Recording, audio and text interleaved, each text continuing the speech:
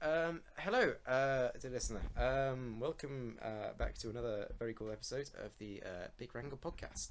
So, in today's podcast, we talked about loads of cool, interesting stuff.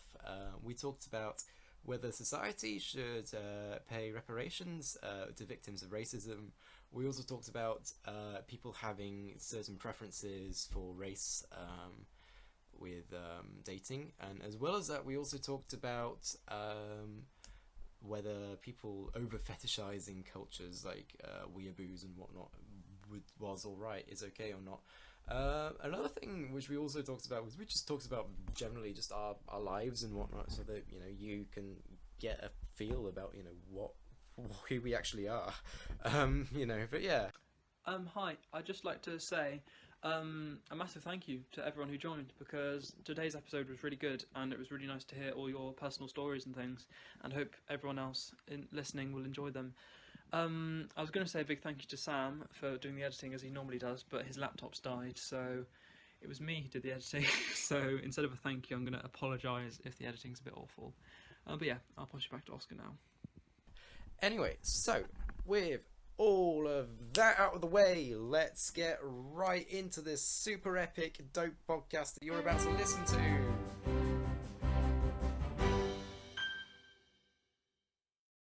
So, hello and welcome to the Big Wrangle podcast. I can't remember which episode this is because I can't count past the number 3. My name is Ethan. Hello.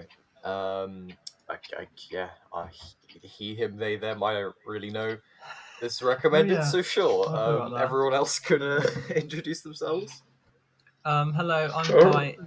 It's episode 5, by the way, and I don't care what pronoun people use, so it's all good. Okay. And hello, I am Oscar. I am a human person, and you can call me a guy because I am a guy. But yeah, Improvisation. Hiya. Okay. What's your name? I'm you're Gabby. speaking. Oh, hello. Nice to Gabby. meet you. She, her. There we go. Excellent. Other people may be joining the podcast at a late date, but well, at a late time even. It's going to be the same date. But as it stands, we happy few are the ones having the conversation. Speaking of conversation, slight transition. Any topics to discuss? Let's do one of those. We got so many. We've got too many, and I don't know which one to start with. Right, I'm just going to go straight into it. What do people think about it being racist, or whether it's not racist, to have sexual preferences on a race? And I've got a lot to say about this to fill you in with some ideas. So, a load of people have a load of different opinions about this, and there are a load of different ways that you can perspectives and versions of sexual preference, because it's very vague. So you've got deciding to only date one race, you've got preferring to date one race but not just dating them exclusively, you've got finding one race less attractive than others, and there are some studies that suggest that black people are seen as less attractive by all races, which is a bit weird. And equally, some people fetishize and prefer exclusively dating a race, but in a fetishized way, which is a lot worse. Korea booze. The historical connection to this is that when colonial people first traveled around, black people were seen as exotic sexual objects, which is why people are so angry about being fetishized. So that's all I have to say about this. So I mean, fetishizing just isn't great when it's just a person. In general, that's never good. Usually leads to lots of obsessive stuff. I think there's nothing wrong with having an aesthetic preference, because that's just hey, I think this looks nicer. But if you're not gonna, if the only factor of you defining if this is the perfect individual for you, but the only thing that's wrong is that they're from a certain race, and then you wouldn't date them because of that, I think that's then a problem. Because you're then ignoring the person based on something they can't control. But saying I think this looks nicer, this human color scheme or something looks nicer, or you prefer certain traits that are more prevalent in a certain race, because obviously they have different facial structures in general and all that stuff. that's fine. But if it ever becomes, if it's anything past like a preference, I think it's sort of like, nah. I don't know. It's murky waters, but I think there's nothing wrong with saying, "Hey, I like the way that this person looks more on average than this person does." Yeah. Because you're not saying like, "I think you're ugly because you're like from this country." You're saying like, "There's more people who I find hot from this country than this country." Okay. Yeah. Yeah, I mean, what I would say is, I'd say that generally, having racial preferences based off of dating, I'd say that's just racist. Well, that's my opinion. It's racist bit because you're discriminating basically. It's like, oh, this girl's black, I'm not a fan. This girl's white, it's all right or whatever. It's not good. It's not okay.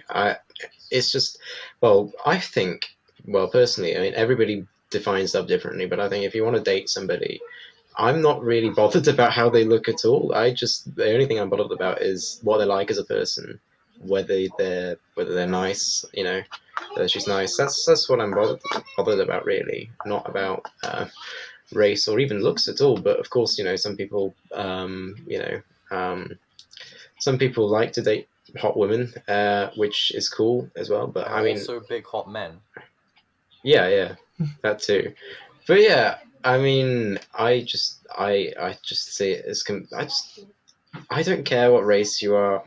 I just say you're a cool person, and I want to date this girl because she's a cool person. That's my thought, really. I mean, I don't really have like a very strong opinion on it, but I just think it's racist, and I do have a strong opinion on racism, and that racism is very bad. So, I think that goes without saying. Yeah, yeah. Sagely advice or wisdom, rather. Yeah, no, that makes sense. Yeah. I do agree in the fact that I share the sentiment of I really don't care like what you look like, dude. If you're nice to me, literally one time, I will die for you. Like if you're just, it's actually like if you're not an asshole to me, this goes for everyone. If you're not a dick to me the first time we meet, I immediately consider you above everyone else because I like you now. That's how I made all of my friends. They weren't like they didn't kick me when I first met them, and then I liked them. So like maybe that's just me having incredibly low standards. But to say I agree with you is fair enough. Well, I shouldn't have kicked you in I got into a big fight in an Instagram post over this. Do you want to bring it back up, or would you rather let it die? I mean, I could read it out if you wanted, but basically, because most of it was me agreeing with you. But it's that I mentioned about how certain races have certain characteristics that someone might be more attracted to, and I saw someone went off about a little bit about the history and like colonizing fetishes and that sort of thing. But I think people forget that like sexual preferences are things that you generally can't help, as far as I'm aware. So like I don't know how someone can unlearn their preferences. Because that's what they were talking about. Like, I mean, yeah, you might find out where they come from, but generally preferences go down to you like this feature. Why? You just do. Yeah. That's my understanding of most sexual preferences. So some that's people what I like was to trying date. to tell them. Some people like to date taller people because they think, or like short people because they think, hey, that's cute, or hey, that's hot, or whatever. And statistically, there are races that are taller or shorter on average. Like, you go to Japan, everything's tiny because everyone there is tiny. And you go to America or like European countries, and people are pretty tall. Yeah, yes. I think it's the Netherlands actually that's the tallest people in the world. I think. And I think sometimes people like to restrict their dating pool to just their preferences, and like I don't have much of an opinion over that. Just that's their choice, and like if they're excluding people that don't fit their preferences, like that's their loss. I think it can come across badly, so I guess it depends on their intentions. And then I think someone was like, "Oh, but like racists will, ignore certain races." I'm like, well, that's because they're racist. They're probably going against some of their preferences. Like, that's something they can help, but you can't help your preference itself. Makes sense. Yar. Checks out. My monitor's just turned black and I got booted from the Skype call. So Oh dear. very briefly. Oh no. Technical issues are given in life. But no, I agree. Yeah. What you said makes sense. From what I heard, at least. Yar. But I see if you find the comment fight and send a screenshot into the chat because it was quite long. That's a good idea. I don't want to read it out. I'm always down to read through other people's discourse. Yeah, now that I've been stuck in quarantine, I've just started getting into comment fights. It's really weird. Honestly, that's the reason I don't use Discord that often is because of the couple times that I was like, I'm gonna go on Discord and talk to some people I haven't spoken to in a while, and I did that 3 times, and 2 of those times the first thing I did was provoke an argument because I'm an absolute asshole. Oh. Well, because it was when statues were a big hot topic, and I yeah. knew for a fact that people who were talking about it had dissenting opinions from me. So of course, me then going, I am in the mood for some discourse, TM, immediately poked the bear with a stick because I'm just like that. Yeah. Fair enough. You got to get your entertainment somehow. Discourse on discourse can be fun, but can be very terrible. Usually leads to sleep loss. Yes. There was another thing about racism that's a bit of a last-minute addition. I was watching a program yesterday. Does anyone know what reparations are? I've heard the term, but I don't know. No, I don't know either. Okay. So I'll contextualize what it means by giving an example of when it happened. Then you'll probably understand what I'm thinking of when I say it.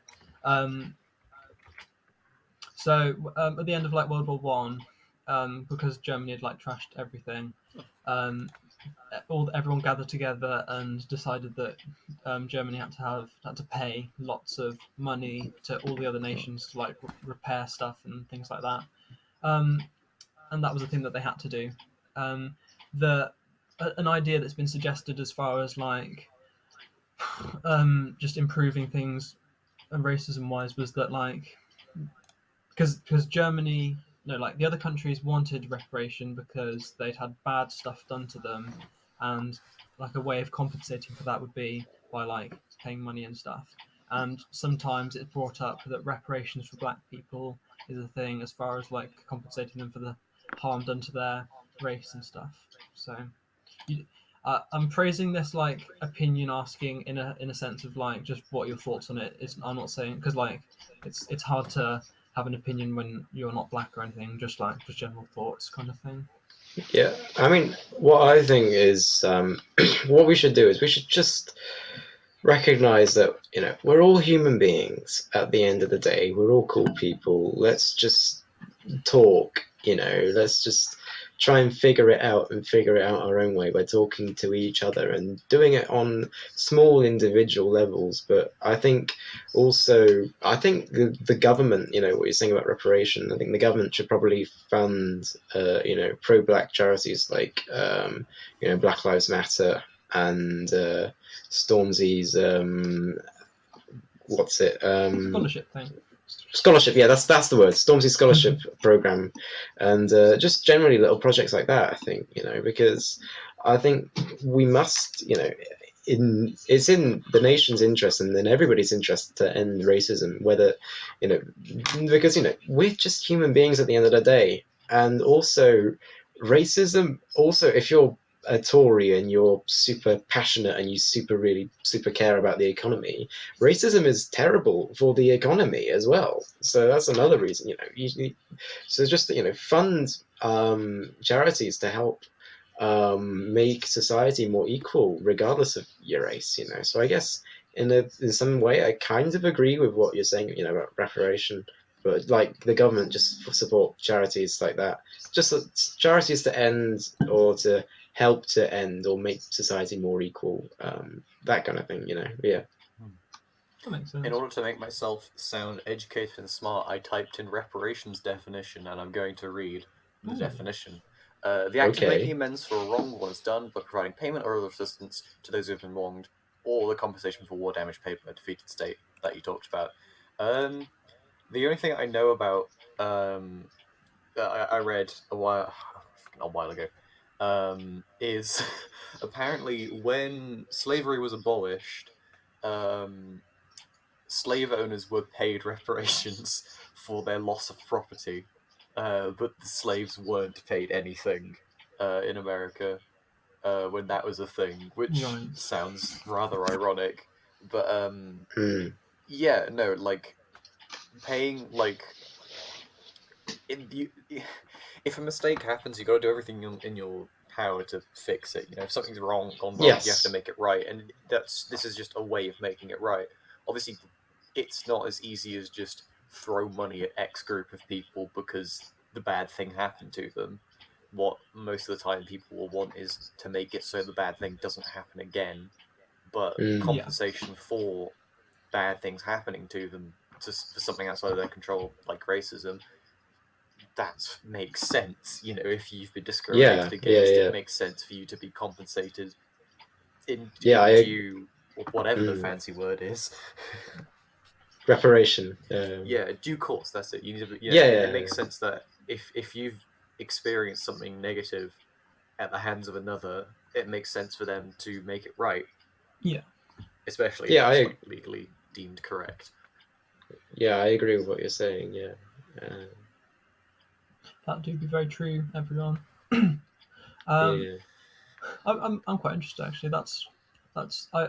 People are like, some people are like really anti it because they think it's just an unachievable goal to get reparation. But I like the way that you've posed it as in like helping charities and things, not just giving black people money, because I think that'd be a very good way of doing it. A form of reparation probably would just be fixing the root causes of the problem. Yes.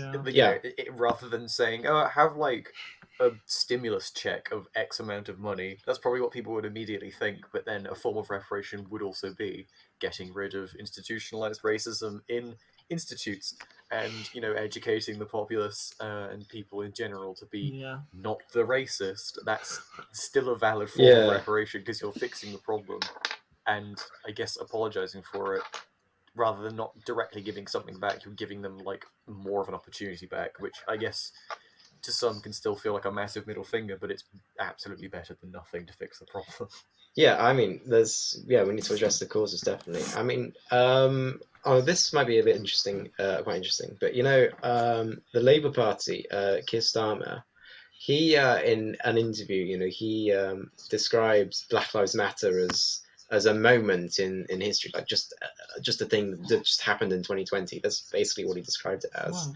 And myany people, and myself included, just thought, hey, that's not right. It's this is a huge movement that is going to change how society is run, or it might not change it, but it might help push it, the way towards better equality. But he just kind of dismissed it in that interview. But actually, what the Labour Party did is, Keir Starmer, I think he apologised for for what he said.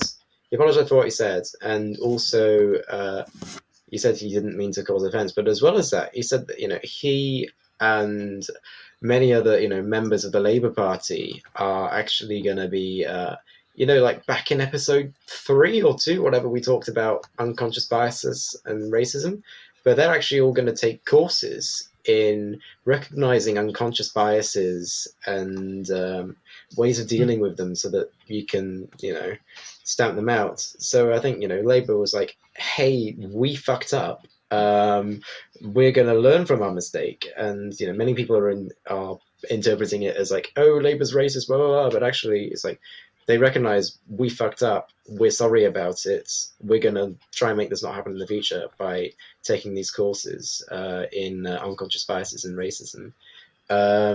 So I think, funding that sort of thing, like classes in like unconscious biases, like especially for like the police, that would be an important thing which the government should do. I think it is a thing they run. They do. How is it? Yeah. I remember obviously because emergency services share a lot of similarities with my parents being in them. They talk about them running like course seminar thingies.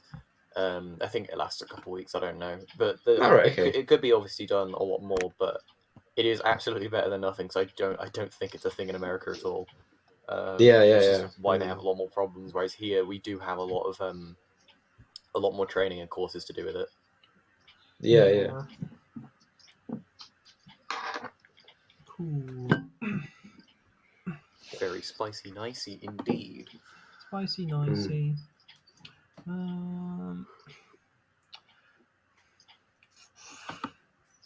gosh, you got a lot of screenshots there. So.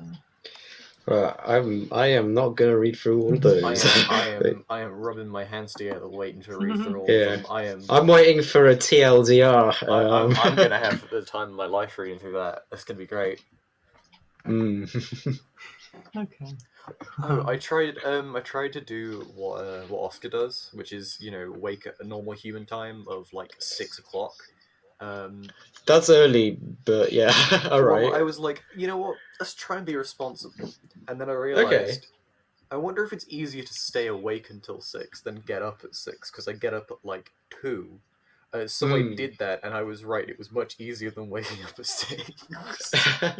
Yeah, it is a bit of a shock at first, but it requires, if I want to change my sleep schedule, I need to do it over a long period of time. But I am still afraid of the sheer power that you have for consistently waking up at like 7:30 every day, non-stop, all of the time. Actually, like 5:30 or 5. Oh, you sometimes me. I go to sleep at like okay, no, that's our sleep schedules open up like twice. I try to go to sleep at 11, but it usually ends up slipping from my hands because I'm a dumbass. But still, you scare me, Oscar. I'm terrified of you.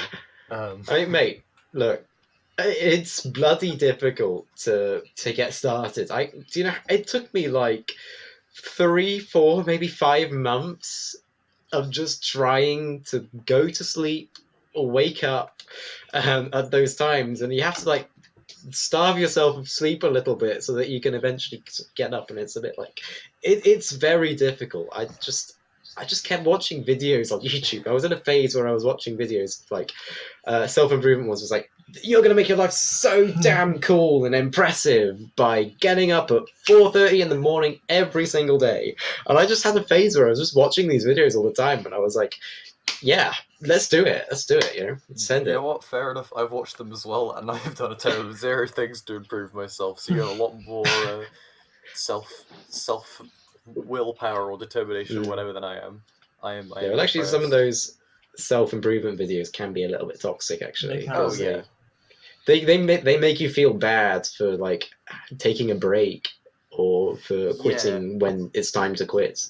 There's a very unhealthy obsession, which is prevalent in a lot of Western society, as well as a lot of Eastern society, that people should be constantly producing something. You should always be improving yourself. You should always be working towards goals. And I think it's super harmful towards people because like not everyone has a clear cookie cutter goal. It's normal to be to have a general feel of where you're going. It's normal to be without that because you're not always like, I want this in life, especially from like such a young age, which obviously ties into like education being a whole. You have to choose your classes that you take, and that narrows down your career path. And if you want to change it later on, you're going to have a hell of a lot of difficulty doing so. But there is a very common theme of like, if you're not working like all of the time, then you're wasting your time. Yeah. Which literally leads to a lot of stress in people. I see it in a lot of people that I know. It's especially in adults as well. Obviously, like people who work a whole lot. Like if they're not working, it's oftentimes like you can see that they can't relax because they just think that they're wasting time. When taking time for yourself is very important and should be done regardless of who you are, even if you're like 8 years old or 80. Not everyone can work for like 20 hours a day and like meditate, sleep for 2 of it, and then eat for the rest. Literally. Like there's nothing. It's not natural. It's a harmful way of things being run. I think I saw some something about Scotland moving to like a 4-day working week or something. Oh yeah. I can't remember if it's Scotland or other country. Yeah, And that's very cool because there's been loads of studies that were done on like there was a working place working a standard 9 to 5, and then they had a different like of the same sort of like, two of the same groups of people doing the same work, except one person had less hours than the other. But because they had more downtime, they got the same amount of work done, but they rated like the workplace happier, and like in general their mood was increased and they had more time to do other things. But they still got the same amount of work done. I mean, if you ask anyone who works, you will know you spend at least a minimum of an hour per shift at your work doing absolutely nothing. If you work like a standard amount of hour shift, like a 9 to 5, like you spend a minimum of an hour just doing things to fill time. I think I've asked very few people, but a lot of people have said that. However, I do not know, but I'm fairly certain of that. Yeah, I absolutely agree with what you're saying, because I did fall into the trap of feeling really bad about myself and punishing myself mentally, basically, for just relaxing, coming back from college and just crashing on my bed and just watching YouTube. I would really, punish myself for it, and it's really toxic because you do need to take breaks, and you do need to slow down a little bit. I mean, even with this quarantine, I mean, I didn't do anything at all. I just sat on my bed, watched YouTube, played some games on my Xbox, and that's it. But I think it was, although, I didn't do anything. I didn't do all of the cool new stuff that people have been doing in quarantine. I think it was good for me as like a mental reset, Oh god, yeah. And also what you're saying about the working days and working weeks. I think in Sweden, I was reading on an Ask Reddit thread about what aspects of different cultures do you wish were in yours. And one of them was like in Sweden, they take like a proper like 2 or 3 hour something break in the middle of the day, and it's like a proper coffee break, lunch break, or whatever. And it's not like a regular lunch break in our society where you just have the break but you're still talking about work or still collaborating with other colleagues or whatnot. You actually just slow down, stop, and everybody does their own thing, or they can go and do whatever skills they want to do, or just meet up with friends or hang out with their colleagues and talk about life instead of just work, because it's important to have a healthy work-life balance. Yeah. And I think actually with the quarantine, I think if more people had the option to work from home, that would be good, because a lot of people have found working from home quite beneficial because they can have a very flexible work-life balance. Like, Yeah. I know the reason. Oh, sorry, go on. Sorry. It's just that in Japan, often on their work lunch breaks, they like to sit outside. I saw it on the NHK news channel. So you'll often see people with their bento lunch boxes just sat out. Oh yeah. Just on benches outside rather than stuck inside their building. That's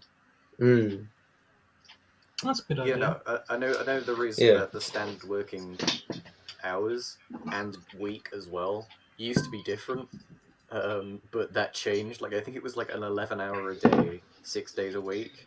It used to be like that's how it used to be like. It used to be grueling. Like it used to be way too long. You wouldn't be allowed to leave the office until your boss leaves the office. Like, And that changed because of a lot of strikes and stuff happening, and that was, I don't know, like 19-somethings.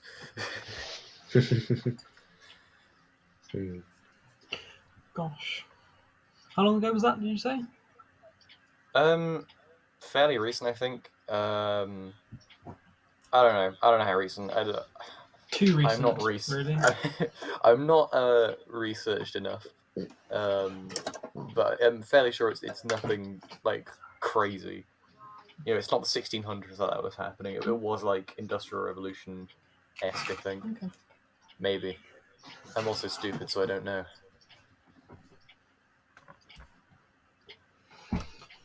Fair enough, sir. So I think there's just this difference in how you wake up for example, college, and how you wake up on a holiday. I think just you kind of end up subconsciously knowing, because I found that when I've been through quarantine, I managed to naturally go to what I call my sleep schedule, but then I just stay up like all night to do some work, and then I got sick, so then I was sleeping more, so now I'm trying to get back to it. But I always found that, I always struggled with that, like, when I was in secondary school, because I'm only a first year. But as soon as I got to, like, the summer holidays, it was so easy for me to get up when I wanted. Even just from, a few days into summer, which was so weird. Even when I traveled to Poland, which was an hour forward, just an hour forward. It isn't a big difference, but it still had a difference in my schedule. So I just think there's this kind of subconscious knowledge that you're waking up for college or you're waking up on a holiday.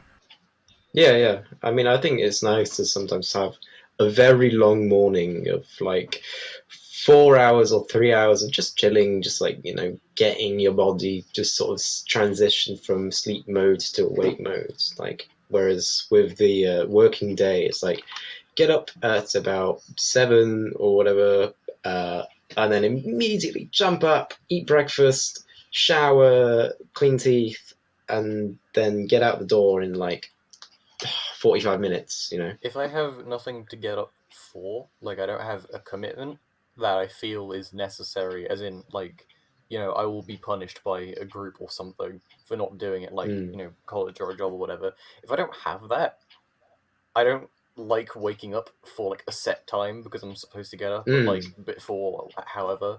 And I just like, it's not that I don't enjoy doing it, it's that I genuinely feel terrible the whole day because like if I set an alarm, say it's like 10, that's probably a sleep in time, but for me it's like early because I wake up at 1 because I'm a gremlin. It's like, I hour-wise I'd get enough sleep, but because that's not when I'd like be waking up naturally, it just like, I can only deal with it if I'm doing something. Like if I'm going to like college or if I'm going somewhere to do something, or I'm getting up because I'm like, oh, I have to do work or I have to do this. If I know I have to do something, I can. But if I don't have anything to do, like, all of quarantine, there's no point in like, my brain's like, why? What are you doing? Yeah. I mean, I've sort of had the question of why myself about me getting up at 4:30 or 4 in the morning, but I tried. I thought, okay, yeah, why am I doing this? I'm gonna stop getting up that early, and I thought I'd turn off the alarms, and then I still naturally get up at 4:30. I'm like, okay, I guess it's stuck in here now. Yeah. And yeah. No, I do have times where I'm like, if I'm going to sleep and waking up at a quote unquote normal time, I go to sleep like 11 and I'd wake up like anywhere between 8 and 10. That's what I want to be doing, because I know that I get tired then, and I know that I wake up then and I feel fine. But I mean, obviously that's not happening, and that's entirely my own fault. But I obviously have a different reason, because sleep has only recently been impacting me the way it should be. So it's been all over the place. But you got to go wrong to go right. Yeah. Yeah, I mean, for example, like, I always get tired from too much sleep, so I generally like to try and have a maximum amount of 5 hours sleep. So around a few weeks into quarantine, I actually started waking up naturally after about 5 hours sleep, and it was so nice. But now it's so messed up, and I'm so annoyed with myself.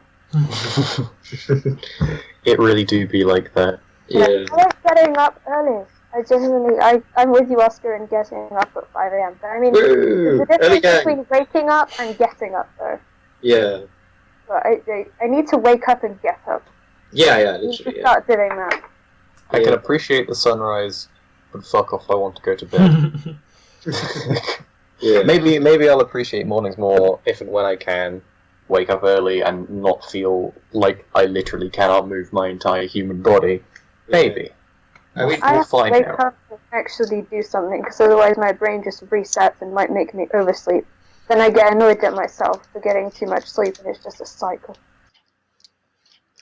True. And then when you're like lying in bed and you're thinking like, okay, I've got just about enough time to get the right amount of sleep, and you're thinking about it so much that you like just don't go to sleep. Pee through it. Yeah. I mean, I did spend like 2 hours thinking, just non-stop. I think I mentioned this before, Nicole. For no reason whatsoever. I just couldn't sleep because I was thinking about something.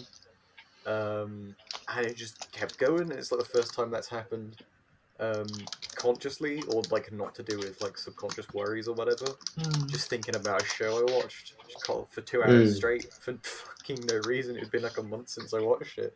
I hadn't seen anything to do with it since, and my brain's like, hey, you know what? You're not going to sleep until 5 a.m. Fuck you. Yeah, I had a look, and I just did a quick Google, and you said you get up at like 1, 2 in the afternoon. Yes. You're basically living in the LA time zone in the UK. I'm actually an American. You got me. Yeah. It's just there's a hologram of you in this country, but the real you is actually in Los Angeles. Yeah. Oh snap. And then again, going by that logic, I think the real me is just fucking zooming around the planet because I keep changing when I go to bed and when I wake up. It's a problem to get under control. Yeah, I mean, for me, like, I am basically living off of Central Asia time in the UK. That's like the most hardcore weeb shit I've heard. It's like, not only do I idolize the culture, but I sleep, eat, and live with those of Japan. Yes. Oh my god. That's a cool thought, though. Yeah. Well, actually, Japan is East Asia, so Japan would be like, I would be getting up at 1 in the morning and going to bed at like 4 in the afternoon. Something crazy like that. There are some people who do that still, though, so... I can't believe that. They're like the ultimate weeb. Holy shit. Yeah. Super weeb. Super weeb. Yeah. How dare you out-weeb the one person with an anime profile photo? Disgusting. I've been told by pictures of anime profile picture, and it's not, because I can't draw anime. But they keep saying... Would you say that's a compliment? I think that'd be a compliment. Like you think it's a professional artist kind of thing. I take it as a compliment anyways, because they're mentioning that. But, like, it's not anime, guys. It's a comic. Or, like, it's a cartoon, I guess. But it's not JoJo's enough for anime. Yeah. I mean, I know there's a whole, stigma around weebism and whatnot, and so being, so dedicated and so, idolizing, one culture, and, not recognizing that culture also has its downsides as well, Oh, God. That's bad, but I think that's really bad. But I think, or like just approaching somebody just because they're Japanese, not because you're interested to talk to them, that's bad. But I think just just liking anime or just appreciating Japanese culture is a cool thing. And just appreciating that, you shouldn't be called out for liking another culture, like just normally liking it, not like over there's idolizing nothing it. wrong. Yeah. It's also known that like everyone with an anime profile photo, especially on Twitter, is some sort of extremist. I think I've seen that sort of internet memes. So I wondered if anyone would think that when they see my profile photo on this podcast. Like guys, I'm not an extremist. I swear. I just like anime. That's it. I have an anime profile photo on every single one of my social media. I think it's only with certain anime. I don't know, there's like a certain vibe of anime photo. I don't think I've ever seen someone with a fucking Hitalia profile picture to be like a right-wing or left-wing extremist. I didn't know you do it. Oh god. My friends were obsessed with it in like year 8 and they wouldn't stop talking about it, and I tried to watch it and it was just so much information, and it was like it's I think I almost had a stroke trying to watch it. It's way too high energy. Big fan project to make season 7, so I'm sticking with the profile picture. That's amazing, and I'm impressed. But no, it's usually like it's a certain vein. But no, there's certainly, in terms of like liking someone for their culture, which actually leads back to the previous topic. So we were never off topic, not once. Hey. When it comes to appreciating another culture, there's a difference between appreciating it and fetishizing it, and like. If you're like a weeb, like a definition weeb, you are fetishizing it. Like you can call someone a weeb jokingly just because they like anime or whatever, and that's fine. You're not actually a weeb. This, or like you like traditional Eastern art from this country, that country, whatever, monuments, architecture, and all that stuff. They have loads of really interesting separate things that are super cool, but when it comes to weebs, they think Japan is literally heaven, Yeah. And that it does ignore a lot of issues. They have a lot of... They're really sexist over there. Yeah, apparently. Sometimes people have thought I was a weeb. Because, like, sometimes I sort of... When I got my friend, someone told me, they're like, oh, it's in, like, an Asian style. Like, I just like the style. Or, you know, the fact that I'm learning Japanese, but that's also for an exam. Because I like language. So I feel like I sometimes come across as a weeb. But I do also like Japan and its culture itself. But, like, I'm not a person. I get called a weeb so fucking often, but I can guarantee the people calling me weebs have seen more anime and read more manga than me. Because I like obsessively, I got like obsessive over like 2 series when I was like super into it, but I wasn't like, I wasn't Naruto running anywhere. I didn't wear a headband. I know because I specifically didn't do that no matter how much I wanted to when I was like 10, because I knew how cringy it was. I was that self-aware enough, but not too self-aware to not want to do it. But I'm only slightly annoyed. I will admit I do the Naruto run, but my friends didn't know it, so they said I run like a pigeon. So, just saying. See, it's if you do it ironically, it's fine, but everyone who does it ironically also does it unironically. Let's be real; it gets past the point of being irony. You know, want to put something out there. You know, there's weeaboos and koreaboos, but have you heard of the teaboo? No. That's I've heard of several different aboos, because it's apparently like very common for people obsessed with history to use aboo for someone obsessed with a country. For instance, one of my friends is a speeb or a Spanish weeb. Cool. But no, I'm guessing teaboo is England, right? It is, yes, because of a cup of tea, you know, teaboo. You know, they idolize us, and I'm like, you know what? I want to meet one of these teaboos just to see why they idolize us. Like, we're just normal people. You know? Yeah, but then like apparently, for like invasive weebs, like they idolize Japan. Japan, they idolize France. Like they apparently there's an actual thing that people do that they go to France and they get depressed because it's nothing like what they think it is, because it's like a really like, because you know they have the whole like romantic motif and you know the language, the culture, the monuments, all that. They go there expecting it to be like super romantic, or like, you know, really romanticized, and it's not that, and they actually get so disappointed they fall into a minor depression, and like. That's regular enough to have a name, I think. Which is exactly the same as weebs going to Japan and it being nothing like anime. Although to be fair, Japan is very anime, so it's similar enough. I think that it's less disappointing, but it's surprisingly common for people to do that, and it's especially weird, especially thinking about your own country, because it's like, what the fuck is interesting about here? We have pubs and grey weather. There's Brexit's a thing. Boris Johnson is wrecking the country. Why are you idolizing him in our country? At least we got some cool old shit like ruins and whatever. Oh yeah. Like I you know Reddit has their own little Reddit live stream thing. Yeah. That they've been doing. Yeah, I've actually done a couple of live streams. Me just walking around doing like a guided walking tour in the town centre.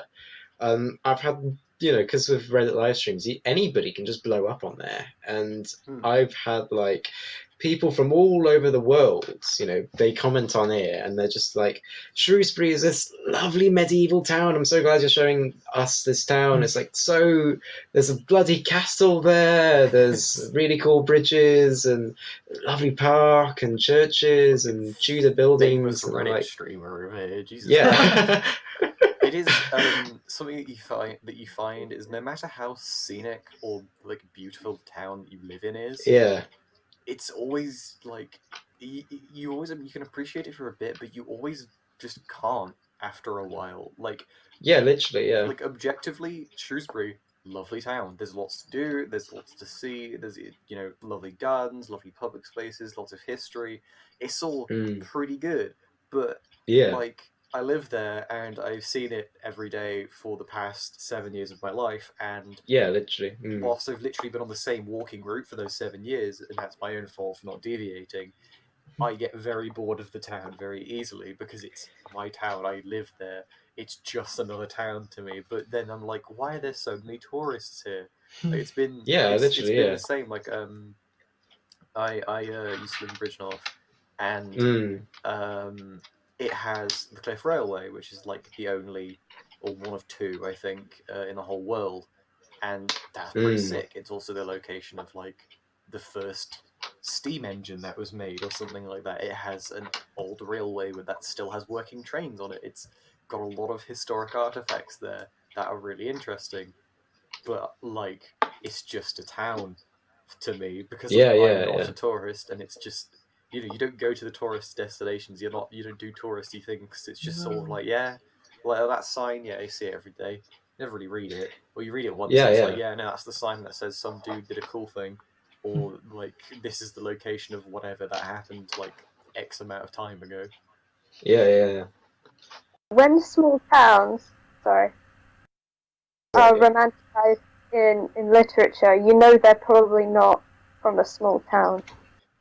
Yeah. I mean, when I was doing these Reddit streams, and when I say, actually, Shrewsbury can get pretty boring because, I mean, well, most of us, you know, there's loads of shops. That's the main thing, that Shrewsbury, just shops. And, like, we don't really do much shopping. We just go into town to meet up, and then we're like, okay, we've met up. Now what do we do? Let's play Cheat, the card game. Or whatever. But, yeah, and when I tell them, sometimes it can get boring, they're like, what do you mean? You know, they say that. And I guess actually, when I go to uni, I might experience a similar kind of thing because I'm going to university in London, this little uni called the New College of Humanities, and it's a great uni. I'm really looking forward to going to this uni, but I kind of like idolized London as like being this super epic place where there's so much to do, so much going on. It's so diverse, loads of people, really cool, meet loads of people. But maybe when I actually move there, I probably might end up hating it, or just end up being like, I'm used to this. It's okay. It's where I live now. You know, that kind of thing. Yeah. When I visit my brother at university, it's the same because to me, it's a visit. It's a trip. To the town where he is. It's, you know, it's interesting. It's a lot of stuff I don't see. But to him, it's already like, you know, he only goes to the places he needs to go to because he needs to go there. You know, he knows the route to the Tesco. He knows the route to other shops. And that's it. Like, you know, sure, the town's interesting. It is quite scenic. It's got a lot of history. But it's just sort of like, oh, yeah, that's that thing. But you go past it every day, it becomes old news. I think it has, like, a really old inn there or something. All right. And that looks pretty sick. But once you live there, it just rubs off after a while. Yeah. Which university is that? Oh. It's the University of Nottingham. Oh, yeah. Yeah. Exquisite. I'm used to seeing sort of a contrast because it's always funny to me whenever I go to Poland in the summer. We live in a big city there, but it also does have old town parts. So sometimes I sort of feel the familiarity when we go to the older parts because of how old Shrewsbury is, and then I'm in the more modern city parts, and I just feel just like it's like almost like another world. I'm like, oh my gosh, you have fancy buildings that aren't really old. Oh, this works like this, and it looks so futuristic. There's like the most like modern thing, and for example, our shopping centres that they put lights on the escalators, and then over there the whole building looks really cool. But it's always funny to me. I always love going there, and it's sort of like I've idealised both small towns and cities because of that, I think.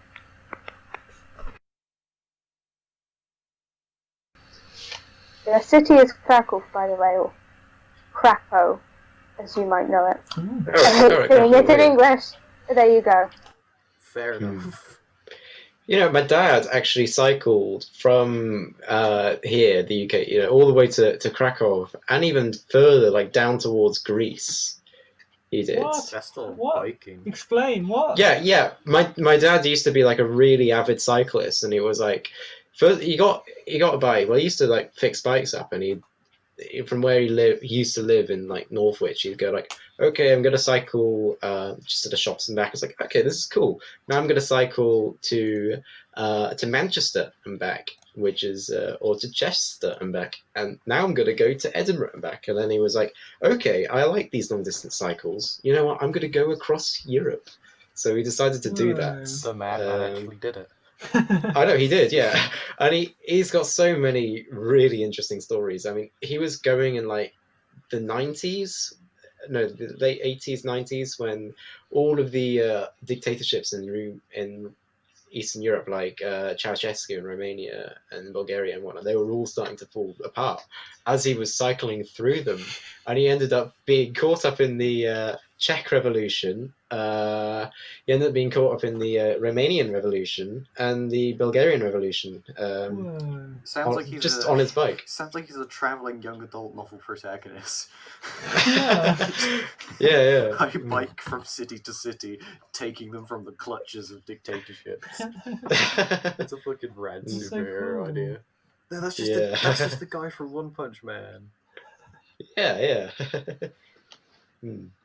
But does he like stay in like hotels and stuff on the way, kind of thing? Well, this was when he was like in his 20s, and he would sometimes stay in a hotel, but sometimes he'll just rough camp, or he'll just sleep on the streets sometimes, or sometimes he'll meet a family and the family will host him.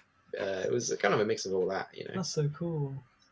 But yeah, and it wasn't like a modern bike as well. It was like, you know, the old kind of 80s 90s bikes, which aren't like as comfortable to ride as modern bikes as well. So it's like, I can't believe he actually went and did it, but he did. And because of that, actually, he was like, you know what, I love going to, you know, I love Eastern European culture. I'm gonna go to Russia. So he studied Russian along with engineering at university, with a placement abroad. And at that placement abroad, there was it was in 1993. There was this constitutional crisis where all of the revolutionaries were like against. They wanted to overthrow Boris Yeltsin, kind of bring back communism, and there were like tanks on the streets and everything. It was like under. My dad was like running through bullets in Moscow. Luckily, he didn't get shot. I mean, he very nearly died. Like seriously, you know. And then he was eventually went back to his student accommodation, and he was put under house arrest, you know, like quarantine, but just for the night. And then that's where he met my mum, and I exist because of that. What a hell of an origin story! Cool. Holy shit! Yeah. That's how I came to exist. Which is it makes me realize like he came to exist in the middle of like fucking. Oh, that's so sick. That's so sick. Yeah. It's like the very fact that I'm alive is a very, very small chance, and there's so many different scenarios that just had to happen. Like because my mum, she wasn't actually studying in Moscow. She was on a trip from Berlin back to where she used to live in Yekaterinburg, and she was just staying in this in the student accommodation just for that night as well. Oh my god. So the next day she went off to Yekaterinburg, and then my dad thought, you know what, I'm going to follow her on the train. I think that legally you have to become famous because you have such like a fucking sick like story. Stuff. You can't. No, you're literally a living protagonist. Like when you hit like early 20s or something, if you don't do anything by then, you're going to be one of the protagonists that's like gritty older dude. Who's like mid 40s to 50s, but like ripped to shit and like still good, but everyone thinks that they're not as good, and then you just fucking dude. That's so cool. That's so cool. I don't even know. I don't know the circumstances when I was conceived or born. The only interesting thing I have is that I died when I was born a couple times, and then I just kind of like lived. You respawned. Yeah, I did. It's nothing as idyllic a story like as Oscar. It's literally just my fucking lungs collapsed, so I had to, you know, reinflate them. And I died, but then I lived, and then I stayed in like incubation for ages because I was premature, and had no lungs. Oh, right. But that's it. That's nothing compared to fucking roll of the dice, like thread the needle, like fucking. Oh my god, literal start a line. I mean, you could have very nearly died then. It is a miracle that you are alive. Like, say you was born like 10, or even like in the Middle Ages, or even like 10 years ago, even when medical technology wasn't as good, then you could have died. So, it's really, really, really lucky that you survived. True. So yeah. You spawned in a hardcore Kai, do you have a superhero origin story, Kai, or? No, I don't think I do. I didn't die. My parents didn't almost die. I've just lived. Your parents didn't romantically embrace him between a storm of bullets, behind enemy lines, shooting Hitler whilst they. Yeah, stomping Stalin, that sort of thing. Maybe it's a cover story and we're pretending to live a normal life, and I've just been protected by having this normal story, but I'm actually like Hitler's uncle or something. Maybe you don't know. Maybe. I mean, you never know. You really do. Gabby, do you have any near-death experiences? Are you a main character? I mean, my parents were like pen pals for a while because they were from different countries, and then sometimes my father would fly over to Poland, or once he went on a coach over to Poland to meet my mother. So that's, I guess, more like a rom-com type film rather than YA novel. Oh, and whilst my mother was giving birth to me, she started focusing more on taking in the oxygen than actually giving birth. All right. So that's about the most interesting thing. You know what? Fair enough. Yeah, that's cool. So we have a rom-com. We have a. I guess you're just like a future famous person. I'm not sure what that. It would be like. What genre would that be? I don't know. Because I guess your parents are like romance story, but then you would be the baby of that. And then if you were like the main character, I feel like it'd just be autobiography, because it's just like this. It's just like a touching story of family members, wherein like, unless it's one of those movies where like you're the main character, quote unquote, but you're really the vassal that the story is told through. Oh yeah. Yeah. Before your own story in the sellout sequel movie that no one wanted but was actually pretty good. And I just kind of died, so I don't know what that would be. I haven't done anything interesting since. Thriller, maybe? Maybe, yeah. Thriller, maybe horror. I'm a necromancy baby. Maybe I'm cursed. Like, one of my lungs is actually a demon. It's a zombie film. You're a zombie. Oh, I'm a zombie. Kai, what would you be?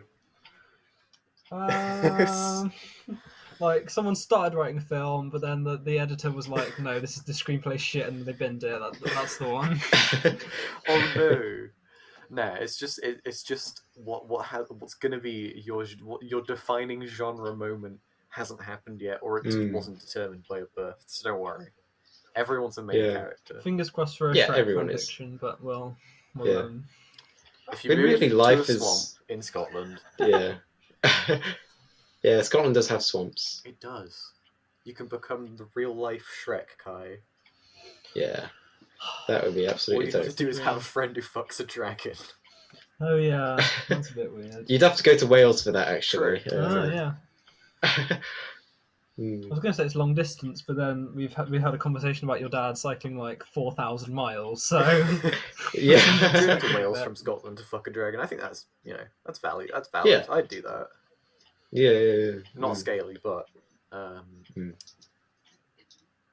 Why did your dad pick Greece, by the way, as the destination? Oh, I don't know.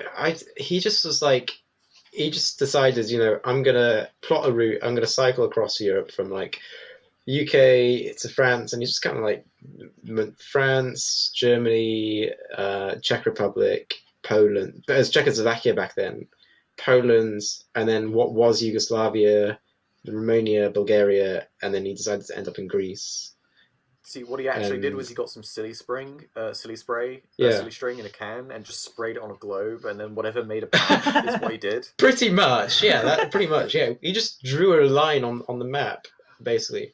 But this is before, way before the EU was as big as it was now, and it was when you had to like actually have special documents and permissions to cycle, and there was like loads of paperwork, and but he didn't tell his parents, and he actually his parents found out, my grandpa found out when to a podcast he got when their son this was a podcast yeah right now, yeah, they don't know, but yeah, anyway, what happened was he had to send his passport to the Polish embassy so that it can be stamped for the visa would be put in, but they only found out when they were opening the mail, and they found my dad's passport in the post, and it said Polish government on there.